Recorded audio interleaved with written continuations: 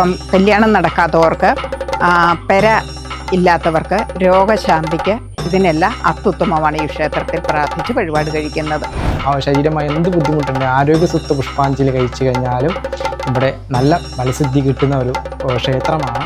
എൻ്റെ മനസ്സിൽ എന്താഗ്രഹിക്കണ കാര്യം വന്ന് പറഞ്ഞാലും എനിക്കത് സാധിച്ചു കിട്ടിയിട്ടുണ്ട് മുന്നോട്ട്.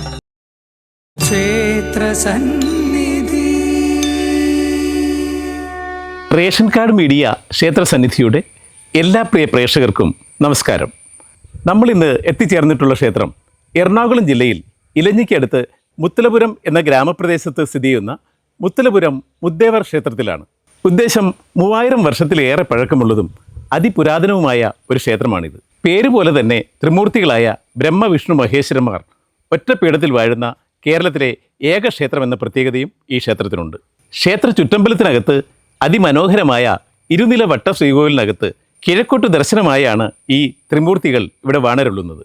കേരളത്തിൽ നിരവധി ത്രിമൂർത്തി ക്ഷേത്രങ്ങളുണ്ടെങ്കിലും അവയിൽ നിന്നെല്ലാം വളരെ വ്യത്യസ്തമാണ് ഈ ത്രിമൂർത്തി ക്ഷേത്രം. ഒറ്റപ്പീഠത്തിൽ സ്വയംഭൂവായ ത്രിമൂർത്തി ക്ഷേത്രങ്ങൾ കേരളത്തിലുണ്ട്. അതിൽ പേരെടുത്ത് പറയേണ്ട ഒരു ക്ഷേത്രമാണ് തൃശ്ശൂർ ജില്ലയിൽ ഇരിങ്ങാലക്കുടയ്ക്കടുത്ത് നടവരമ്പ് എന്ന ദേശത്ത് സ്ഥിതി ചെയ്യുന്ന ശ്രീ തൃപ്പയ്യ ത്രിമൂർത്തി ക്ഷേത്രം. പക്ഷേ ത്രിമൂർത്തികളുടെ ഭാവത്തിലും സ്ഥിതിയിലും അവിടെ വ്യത്യസ്തതയുണ്ട്. ആ ക്ഷേത്രത്തിൽ ത്രിമൂർത്തികൾ പയ്യന്മാരുടെ രൂപഭാവത്തിലാണ് അവിടെ കുടിയിരിക്കുന്നത്. പക്ഷേ ഈ മുത്തലപുരം മുദ്ദേവർ ക്ഷേത്രത്തിലെ പ്രധാന ശ്രീകോവിലിനകത്ത് മധ്യത്തിലായി ശംഖ് ചക്ര ഗദാപത്മധാരിയായ ശ്രീ മഹാവിഷ്ണുവും, ശ്രീ മഹാവിഷ്ണുവിൻ്റെ വലതുഭാഗത്തായി ശ്രീ ബ്രഹ്മദേവനും, ഇടതുഭാഗത്തായി ശ്രീ മഹാദേവനും ഒറ്റപ്പീഠത്തിൽ ബ്രഹ്മവിഷ്ണു മഹേശ്വരന്മാരായി ഭക്തജനങ്ങൾക്ക് സർവാഭീഷ്ട വരദായകരായി ഇവിടെ കുടികൊള്ളുന്നു. ഈ പ്രത്യേകതകൾ കൊണ്ടാണ് മുത്തലപുരം മുദ്ദേവർ ക്ഷേത്രം കേരളത്തിലെ ഏക ത്രിമൂർത്തി ക്ഷേത്രമായി മാറുന്നത്. ഈ ക്ഷേത്രത്തിൽ ഉപപ്രതിഷ്ഠകളായി ക്ഷേത്ര ചുറ്റമ്പലത്തിനകത്ത് പ്രധാന ശ്രീകോവിലിനോട് ചേർന്ന് തെക്ക് പടിഞ്ഞാറ് ഭാഗത്ത് ചെറിയൊരു ശ്രീകോവിലിൽ മഹാഗണപതിയെ കിഴക്കോട്ട് ദർശനമായി പ്രതിഷ്ഠിച്ചിരിക്കുന്നു. ഈ ശ്രീകോവിലിൻ്റെ തെക്ക് പടിഞ്ഞാറേ ഭാഗത്ത് ഒരു ശ്രീകോവിലിനകത്ത് സപ്തർഷികളുടെ സങ്കല്പവുമുണ്ട്. കൂടാതെ ക്ഷേത്ര ചുറ്റമ്പലത്തിന് പുറത്ത് ക്ഷേത്രത്തിൻ്റെ തെക്ക് പടിഞ്ഞാറേ മൂലയിൽ ഒരു തറയിൽ നാഗരാജാവ്, നാഗയക്ഷി, നാഗകന്യക, നാഗചാമുണ്ടി, സർപ്പം, നാഗഗുരു എന്നിവരെ കിഴക്കോട്ട് ദർശനമായി പ്രതിഷ്ഠിച്ചിരിക്കുന്നു. ഈ തറയുടെ തൊട്ടടുത്തായി മറ്റൊരു തറയിൽ ശ്രീ ധർമ്മശാസ്താവിനെ കിഴക്കോട്ട് ദർശനമായി പ്രതിഷ്ഠിച്ചിരിക്കുന്നു.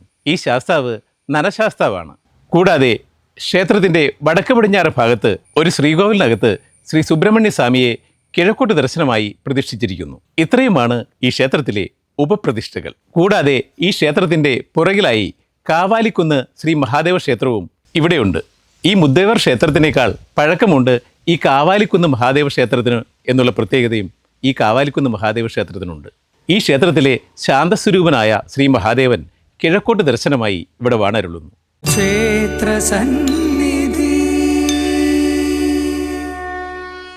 മുദ്ദേവർ ക്ഷേത്രത്തിൻ്റെ 3 ദേവന്മാരുടെ പ്രത്യേകത വഴിപാട് ഏതൊക്കെയെന്ന് വെച്ച് കഴിഞ്ഞാൽ, വിഷ്ണുവിന് പാൽപ്പായസം. പാൽപ്പായസം എന്ന് വെച്ചാൽ നമ്മുടെ കാര്യസദ്യയ്ക്കും നമ്മുടെ നക്ഷത്രം വരുന്ന ദിവസങ്ങളൊക്കെ ഇവിടെ ഒരുപാട് പേരും വന്ന് ഭഗവാന് വേണ്ടി പാൽപ്പായസം കഴിക്കാറുണ്ട്. കളവൻ ചാർത്ത്, അതെന്ന് വെച്ചാൽ നമ്മുടെ ആരോഗ്യപരമായ എന്തെങ്കിലും കുഴപ്പങ്ങളൊക്കെ ഉണ്ടെങ്കിൽ ഭഗവാന് വന്ന് കളവൻ ചാർത്തി കഴിഞ്ഞാൽ, മുഴുക്കാപ്പ് ചാർത്തി കഴിഞ്ഞ് കഴിഞ്ഞാൽ, എന്നിട്ട് ആ പ്രസാദം നമ്മൾ കൊണ്ടുവന്ന് നമ്മുടെ നെറ്റിയിൽ ചാർത്തി കഴിഞ്ഞാൽ അതിനും നല്ല ഫലസിദ്ധി കിട്ടുന്ന ഒരു വഴിപാടാണ്. അത് പോയിട്ട് നമ്മുടെ എള്ളെണ്ണ ആടുന്നത്, ഭഗവാന് വിഷ്ണുവിന് എള്ളെണ്ണ ആട്, അതും ആരോഗ്യപരമായ എന്തെങ്കിലും നടുവേദന അങ്ങനെയൊക്കെ ശരീരമായ എന്തെങ്കിലും കുഴപ്പങ്ങളുണ്ടെങ്കിൽ എള്ളെണ്ണ അഭിഷേകം കഴിച്ച് ആ എള്ളെണ്ണ തൂവിക്കഴിഞ്ഞാൽ, നമ്മുടെ ശരീരത്തിൽ തൂവിക്കഴിഞ്ഞ് കഴിഞ്ഞാൽ അതിനകത്തും ഫലസിദ്ധി ഒരുപാട് ഉണ്ടാവുന്നതാണ്. പിന്നെ ത്രിമധുരം വഴിപാട്, അതും 3 ദേവന്മാർക്ക് ഉള്ള വഴിപാടാണ്. പിന്നെ തൃക്കൈവെണ്ണ, അതും ഇവിടെ ഒരുപാട് പേര് ഭക്തർ വന്ന് കഴിക്കുന്നുണ്ട്. പഠിക്കാനായിട്ട് ഇവിടെ കുട്ടികൾക്ക് വിദ്യയ്ക്ക് ഉള്ളത് വിദ്യാലയ ഗോപാല മന്ത്രാർച്ചന, പിന്നെ നെയ്യ് ജപിച്ച് കുട്ടിയൊക്കെ കൊടുക്കുന്നതാണ്. അത് നല്ലൊരു എന്താ പറയുക, ഫലസിദ്ധി കിട്ടുന്ന ഒരു വഴിപാടാണ്. പിന്നെ സുബ്രഹ്മണ്യനാണെങ്കിൽ ഇവിടെ സുബ്രഹ്മണ്യനെ ജോലി തടസ്സമായ എന്തെങ്കിലും ഉണ്ടെങ്കിൽ 21 മാസം നാരങ്ങ വിളക്കെടുത്തു കഴിഞ്ഞാൽ അതിന് പൂർണ്ണമായും ഫലസിദ്ധി കിട്ടുന്നുണ്ട്. ഒരുപാട് പേർക്കും ബലസിദ്ധി കിട്ടിയവരുണ്ട്. അവരിപ്പോഴും 2-3 മാസം ആകുമ്പോൾ തന്നെ അവർക്ക് ജോലിക്കൊക്കെ കയറാൻ പറ്റുന്നുണ്ട്. അപ്പം എന്നിട്ട് അവർ പിന്നും ഈ നാരങ്ങ വിളക്കെടുക്കുന്നുണ്ട്. പിന്നെ ഗണപതിക്കാണെങ്കിൽ ഇവിടെ കല്യാണ തടസ്സങ്ങൾ ഉള്ളവർ കല്യാണ തടസ്സം മാറാനായിട്ട് 5 നാളികേരം വെച്ച് ഗണപതി ഹോമം കഴിക്കാറുണ്ട്. ഗണപതി ഹോമം കഴിക്കുമ്പോൾ അതിനും നല്ല ബലസിദ്ധി ഉണ്ടാകുന്നതുണ്ട്. പിന്നെ അത് പോയിട്ട് ഉണ്ണിയപ്പം മൂടൽ, അപ്പം മൂടൽ എന്ന് പറയും. അപ്പം മൂടലും ഇവിടെ ഗണപതിക്ക് അതിപ്രാധാന്യമാണ്. ശാസ്താവിനാണെങ്കിൽ നീലാഞ്ജനം, പിന്നെ എള്ളെണ്ണാഭിഷേകം, കളവാഭിഷേകം അങ്ങനെയുള്ളത് ബലസിദ്ധി കിട്ടുന്ന ഒരു വഴിപാടാണ്. അത് ഈ ശനിദോഷങ്ങൾക്കും ഉത്തമമായാണ്. അയ്യപ്പന് നീലാഞ്ജനവും പിന്നെ ശംഖുപുഷ്പം മാല ചാർത്തി കഴിഞ്ഞാൽ, പിന്നെ അത് പോയിട്ട് അയ്യപ്പൻ്റെ മൂലമന്ത്രം വെച്ച് പുഷ്പാഞ്ജലി കഴിച്ചു കഴിഞ്ഞാൽ കല്യാണ തടസ്സങ്ങൾ, വേളി തടസ്സങ്ങൾ, കല്യാണത്തിനുള്ള തടസ്സങ്ങൾ മാറിക്കിട്ടുന്നതുമാണ്. മേല് കരട്ട് ശിവൻ ശാന്തഭാവത്തിലാണ്. ഭഗവാന് ധാര 108 ധാര അങ്ങനെ കഴിക്കാറൊക്കെ ഉണ്ട്. 108 ധാരയൊക്കെ കഴിച്ചു കഴിഞ്ഞാൽ പൂർണ്ണമായും അവർ ആഗ്രഹിക്കുന്നത് എന്താണെന്ന് വെച്ചാൽ നേടുന്നതാണ്. പിന്നെ ഏറ്റവും പ്രാധാന്യമായി പറയേണ്ടത് പ്രദോഷവ്രതം. അത് മേലെ ശിവനാണ്, മേലത്തുള്ള ശിവനാണ്, കരട്ടുള്ള ശിവനാണ്. ശിവന് നമ്മുടെ കാര്യസിദ്ധിക്കുള്ള പ്രദോഷവ്രതം ജോലി തടസ്സമായാലും കല്യാണ തടസ്സമായാലും കുടുംബപരമായ എന്തെങ്കിലും ദോഷങ്ങളോ ഭൂമിപരമായ ദോഷങ്ങളോ അങ്ങനെയൊക്കെ ഉള്ളതാണെങ്കിൽ വസ്തു വിൽപ്പനയ്ക്ക് അങ്ങനെയൊക്കെ ഉണ്ടെങ്കിൽ ഇവിടെ വന്ന് പ്രദോഷവ്രതം എടുത്തു കഴിഞ്ഞാൽ എന്തായാലും പൂർണ്ണമായും അവരാഗ്രഹിക്കുന്നത് എന്താണെന്ന് വെച്ച് കഴിഞ്ഞാൽ അത് നേടിക്കൊണ്ട് തന്നെ പോകാൻ പറ്റുന്നതാണ്. ഇനി ഈ മുത്തലപുരം മുദ്ദവ ക്ഷേത്രത്തിൽ എങ്ങനെയാണ് ഈ ത്രിമൂർത്തികൾ പ്രതിഷ്ഠിതമായത് എന്നുള്ളതിനെക്കുറിച്ച് ഒരു ഐതിഹ്യ കഥയുണ്ട്. ആ ഐതിഹ്യ കഥ നിങ്ങളുടെ അറിവിലേക്കായി പറയാം. പുരാതന കാലത്ത് ഇപ്പോൾ ഈ ക്ഷേത്രം സ്ഥിതി ചെയ്യുന്ന പ്രദേശം നിരവധി സന്യാസിമാരും മുനിമാരും ലോക നന്മയ്ക്കായി യാഗം നടത്തിയിരുന്ന ഒരു യാഗഭൂമിയായിരുന്നു. അങ്ങനെ ഇവിടെ വലിയൊരു യാഗം നടന്നു. യാഗത്തിനൊടുവിൽ യാഗത്തിൽ സംപ്രീതരായ ത്രിമൂർത്തികൾ സപ്തർഷികളോടൊപ്പം ഈ യാഗഭൂമിയിൽ പ്രത്യക്ഷപ്പെട്ടു. ത്രിമൂർത്തികൾ പ്രത്യക്ഷപ്പെട്ടതോടുകൂടി ഈ ത്രിമൂർത്തി ദർശനത്തിനായി മറ്റു ദേവാദിദേവന്മാരും ഇവിടെ എത്തിച്ചേർന്നു. അങ്ങനെ ഈ ഭൂപ്രദേശം ഒരു ചൈതന്യ ഭൂമിയായി മാറി. ഈ ത്രിമൂർത്തി ചൈതന്യത്തെ മുനിമാരും യോഗീശ്വരന്മാരും ചേർന്ന് ഇവിടെ പ്രതിഷ്ഠിക്കുകയായിരുന്നു. അന്ന് ത്രിമൂർത്തികളോടൊപ്പം പ്രത്യക്ഷപ്പെട്ട ആ സപ്തർഷികളുടെ സാന്നിധ്യം ഇന്നും ഈ ക്ഷേത്രത്തിൽ നിലനിൽക്കുന്നുണ്ട്. ക്ഷേത്ര ചുറ്റമ്പലത്തിൻ്റെ തെക്ക് പടിഞ്ഞാറ് ഭാഗത്ത് ഇന്നും ആ സപ്തർഷികൾക്ക് വിളക്ക് വെച്ച് ആരാധന നടത്തി വരുന്നുണ്ട്. ത്രിമൂർത്തികളാകട്ടെ സംപ്രീത ഭാവത്തിൽ കുടികൊള്ളുന്നതിനാൽ ഇവിടെ എത്തുന്ന ഏതൊരു ഭക്തൻ്റെയും ഏതൊരു ആഗ്രഹവും ഉടൻ ഈ ത്രിമൂർത്തികൾ സാധ്യമാക്കും എന്നുള്ളതാണ് വിശ്വാസം. ഈ ത്രിമൂർത്തി ക്ഷേത്രത്തിൻ്റെ പ്രത്യേകതകൾ മനസ്സിലാക്കി ഇന്ന് നിരവധി ഭക്തജനങ്ങളാണ് ഈ ക്ഷേത്രത്തിലേക്ക് ദർശനത്തിനായി എത്തിച്ചേരുന്നത്.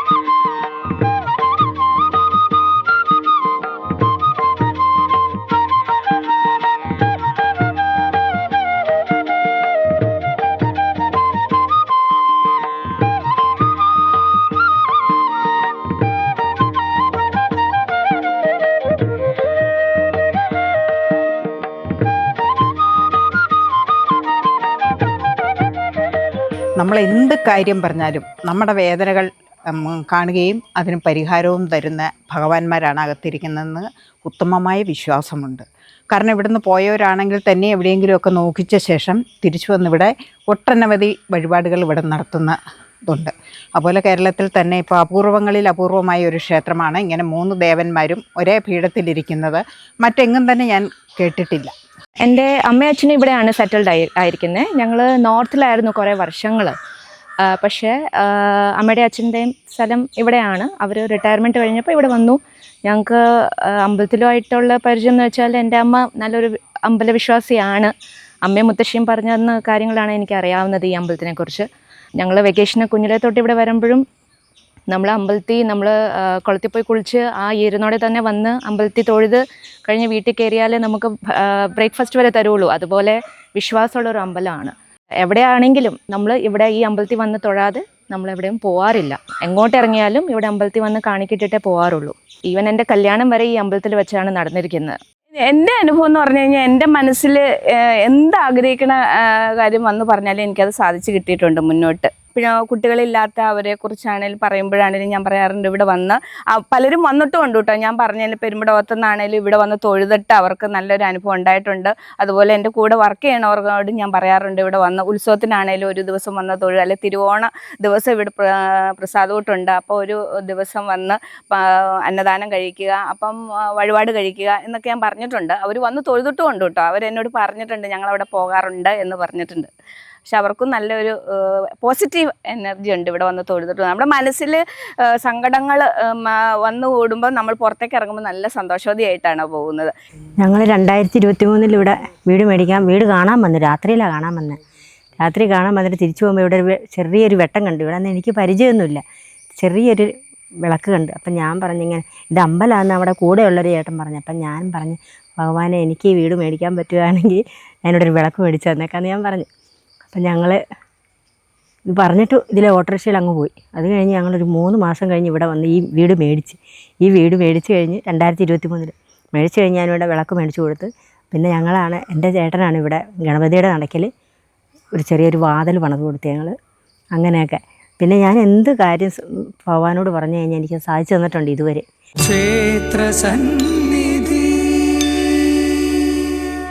ഇനി മുത്തലപുരം മുദ്ദേവർ ക്ഷേത്രത്തിലെ വിശേഷ ദിവസങ്ങളെക്കുറിച്ച് പറയാം. ഈ ക്ഷേത്രത്തിൽ എല്ലാ വ്യാഴാഴ്ച ദിവസങ്ങളും വിപുലമായി ആചരിച്ചു വരുന്നു. മാത്രമല്ല എല്ലാ മാസത്തിലെയും തിരുവോണം നാൾ ഈ ക്ഷേത്രത്തിൽ അതിവിപുലമായാണ് ആചരിച്ചു വരുന്നത്. അന്നേ ദിവസം ഈ ക്ഷേത്രത്തിൽ തിരുവോണവൂട്ടും നടത്തി വരുന്നു. അതുമാത്രമല്ല ഈ ക്ഷേത്രത്തിലെ ത്രിമൂർത്തികളോടൊപ്പം ഈ ക്ഷേത്രത്തിൽ മറ്റു ദേവാദി ദേവന്മാരുടെ ചൈതന്യവും നിലനിൽക്കുന്നതിനാൽ ഈ ക്ഷേത്രത്തിൽ എല്ലാ ദിവസങ്ങളും തന്നെ വിശേഷ ദിവസങ്ങളായിട്ടാണ് ആചരിച്ചു വരുന്നത്. ഈ ക്ഷേത്രത്തിലെ ഉത്സവത്തെക്കുറിച്ച് പറയുകയാണെങ്കിൽ ആ ഉത്സവത്തിനുമുണ്ട് ഏറെ പ്രത്യേകതകൾ. മുത്തലപുരം മുദ്ദേവർ ക്ഷേത്രത്തിൽ പണ്ട് കാലത്ത് കുംഭമാസത്തിലെ തിരുവോണം നാളിൽ ആരംഭിച്ച് മീനമാസത്തിലെ തിരുവോണം നാളിൽ അവസാനിക്കും വിധം ഒരു മാസക്കാലത്തെ ഉത്സവമാണ് നടത്തിയിരുന്നത് എന്നാണ് പറഞ്ഞു കേട്ടുള്ള അറിവ്. എന്നാൽ ഇന്ന് ധനുമാസത്തിലെ തിരുവോണത്തിൽ അവസാനിക്കും വിധം 5 ദിവസം നീണ്ടു നിൽക്കുന്ന 5 പൂജാ വിളക്ക് മഹോത്സവമായിട്ടാണ് ഈ ഉത്സവം ഇവിടെ ആഘോഷിച്ചു വരുന്നത്. ഈ ഉത്സവത്തിൽ പങ്കെടുക്കുന്നതിനായി നാടിൻ്റെ നാനാഭാഗത്തു നിന്നും ജാതിമത ഭേദമന്യേ നിരവധി ഭക്തജനങ്ങളാണ് ഈ ക്ഷേത്രത്തിൽ എത്തിച്ചേരുന്നത്. മുത്തലപുരം മുദ്ദേവർ ക്ഷേത്രത്തിലെ ഉത്സവം എന്ന് പറഞ്ഞാൽ അതിനെക്കുറിച്ച് പറയുകയാണെങ്കിൽ പണ്ടുകാലത്ത് കുംഭമാസത്തിലെ തിരുവോണനാളിലാണ് ഉത്സവം നടത്തിക്കൊണ്ടിരുന്നത്. അന്നൊക്കെ ഒരു മാസത്തോളം നീണ്ടു നിൽക്കുന്ന ചടങ്ങുകളുണ്ടായിരുന്നു. ആറാട്ടും കൊടിയേറ്റും ഒക്കെ ഉണ്ടായിരുന്ന ഉത്സവമായിരുന്നു അന്നൊക്കെ. ഇപ്പോൾ അത് 5 പൂജാ വിളക്ക് മഹോത്സവം എന്ന പേരിലാണ് ഇപ്പം പ്രശ്നവിധി പ്രകാരം ഇപ്പം ധനുമാസത്തിലെ തിരുവോണത്തിനാണ് ഉത്സവം നടത്തുന്നത്. ഉത്സവം 5 ദിവസമാണ്. 5 ദിവസവും 4 ദിവസവും വൈകുന്നേരം കഞ്ഞി വഴിപാട് ഭക്തജനങ്ങൾക്ക് വഴിപാടായിട്ട് സമർപ്പിക്കാവുന്നതാണ്. 5-ാം ദിവസം മഹാപ്രസാദകൂട്ട് ഉണ്ട്. ക്ഷേത്രത്തിൽ ചടങ്ങുകളെക്കുറിച്ചാണ് ശ്രീഭൂതബലിയുണ്ട്, അഗസ്ത്യ വഴിപാടുണ്ട്. അതൊരു പ്രധാനപ്പെട്ട വഴിപാടാണ്. ഒരു ദിവസത്തെ പൂജ മൊത്തത്തിൽ നടത്തുന്ന ഒരു ചടങ്ങാണ്. അത് വഴിപാടായിട്ട് സമർപ്പിക്കുന്നതാണ്. ഭക്തജനങ്ങൾ എല്ലാ പ്രാവശ്യവും സമർപ്പിച്ച് നടത്തുന്നതാണ്. ഇവിടുത്തെ ഉത്സവ ദിവസങ്ങളിൽ ലാസ്റ്റ് ദിവസത്തിൽ ഇവിടെ തെക്കേമഠം എന്ന് പറഞ്ഞൊരു ക്ഷേത്രമുണ്ട്. ഇവിടുന്ന് 1 കിലോമീറ്ററോളം ദൂരമുള്ള ക്ഷേത്രമാണ്. അവിടുന്ന് താലപ്പൊലിയോട് കൂടി ആനപ്പുറത്ത് ഭഗവാനെ വിഷ്ണുവിനാണ് പ്രധാനം. എങ്കിലും 3 പേരെയും സങ്കല്പിച്ച് വിഷ്ണുവിൻ്റെ തിടമ്പാണ് ആനപ്പുറത്ത് കയറ്റുന്നത്. സങ്കല്പത്തോടെ നാട്ടുകാരെല്ലാവരും മാധ്യമങ്ങളോട് കൂടി അമ്പലത്തിലേക്ക് വരുന്ന ദീപാരാധന നടത്തിയാണ് ഉത്സവം നടത്തുന്നത്. ലാസ്റ്റ് ദിവസത്തെ നടത്തുന്നത്. ഉത്സവത്തിന് ഇവിടെയുള്ള എല്ലാ ജാതി മതസ്ഥരും ഒരുമിച്ച് നിന്ന് ഉത്സവം വളരെ ഭംഗിയായിട്ട് നടത്തിക്കൊണ്ടു പോകും.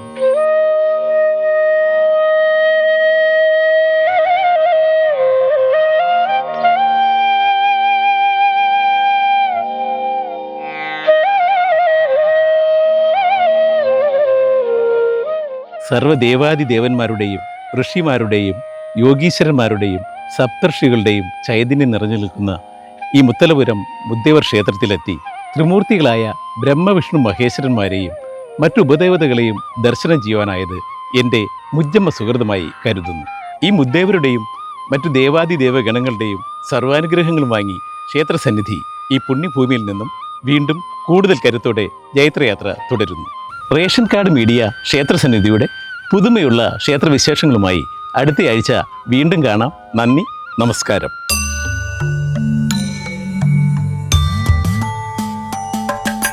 ക്ഷേത്രസന്നിധിയിലമ